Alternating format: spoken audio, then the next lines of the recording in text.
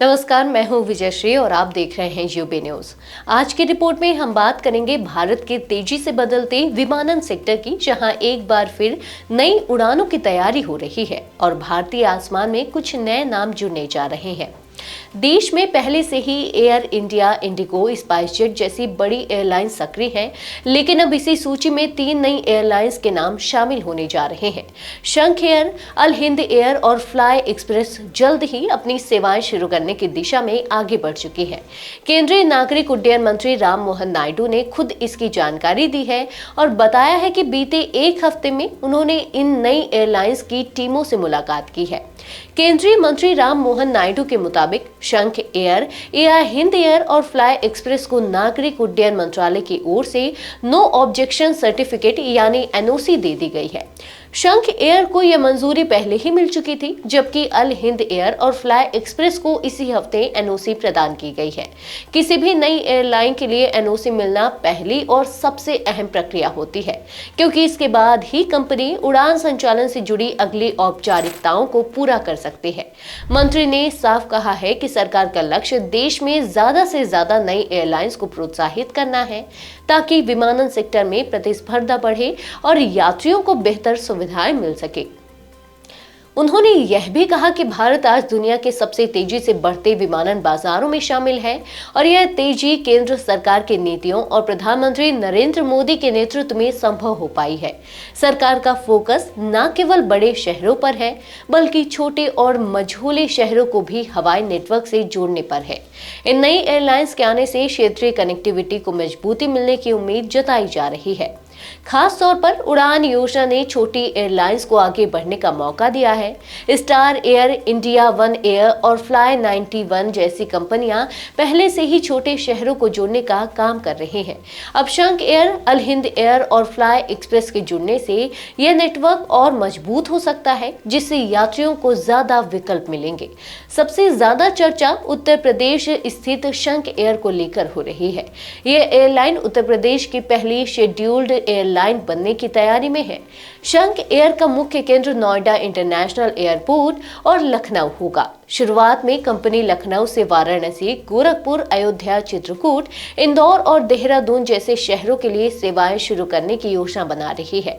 इसका मकसद सिर्फ बड़े महानगरों को जोड़ना नहीं, बल्कि उन क्षेत्रों तक पहुंचना है जहां अब तक हवाई सुविधाएं सीमित रही हैं। शंख एयर नई पीढ़ी के बोइंग 737-800 विमानों के साथ उड़ान भरने की तैयारी कर रही है। कंपनी का दावा है कि इन विमानों के जरिए यात्रियों को बेहतर सुविधा और भरोसेमंद सेवाएं मिलेंगी।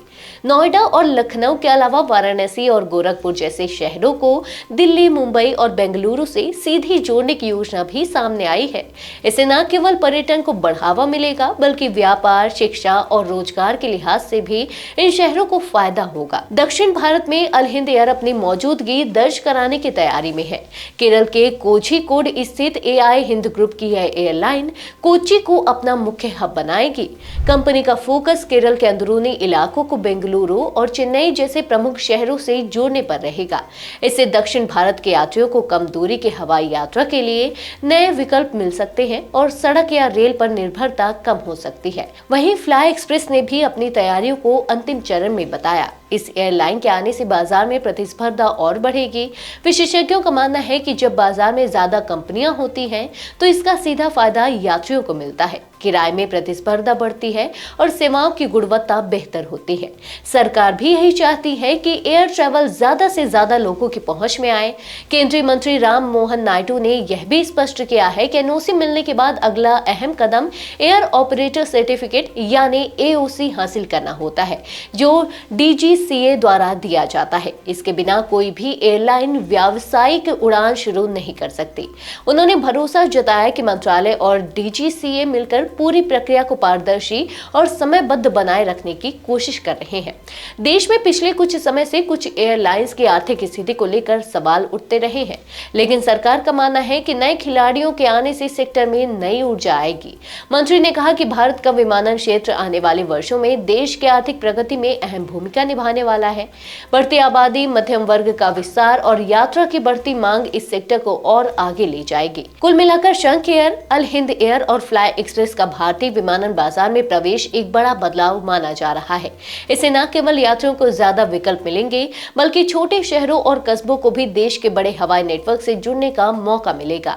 अब नजर इस बात पर रहेगी कि एयरलाइंस कब तक सभी औपचारिकताएं पूरी कर अपने विमानों को भारतीय आसमान में उड़ान भरते हुए देखती है। आज के लिए बस इतना ही।